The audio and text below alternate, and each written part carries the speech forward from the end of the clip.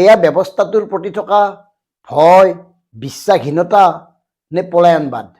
কিয় এই ঘটনাবোৰ ঘটিছে? এইকাৰণে কৈছোঁ যে জুবিন গাৰ্গৰ মৃত্যুৰ পিছত, হত্যাৰ পিছত সমগ্ৰ অসম যি ধৰণে শোকত ম্ৰিয়মান হৈ পৰিছিল, সমগ্ৰ অসম যেনেকৈ জকাৰি গৈছিল, সমগ্ৰ অসমৰ লগতে বিশ্বৰ বিভিন্ন প্ৰান্তে উদ্বিগ্নতা প্ৰকাশ কৰিছিল, সেইখিনি সময়তে জুবিন গাৰ্গৰ ন্যায় বিচাৰি হাহাকাৰ লাগিছিল।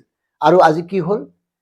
এজনীয়া যি বিচাৰপীঠ গঠন কৰি দিছে চৰকাৰে ৰাইজৰ হেঁচাত পৰি, এজনীয়া যি ন্যায়িক আয়োগ গঠন কৰি দিছে, তাত আজিৰ তাৰিখলৈকে মাত্ৰ 26খন শপতনামা দাখিল কৰা হৈছে।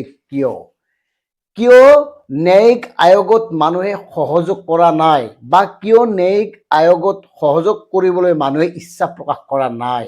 বাকী SITয়ে নিজৰ মতে তদন্ত চলাই আছে, কিন্তু ন্যায়িক আয়োগ গঠন কৰি দিয়াৰ পিছত জুবিন গাৰ্গৰ ন্যায় বিচৰা সচেতন লোকসকলে অন্ততঃ যাব লাগিছিল।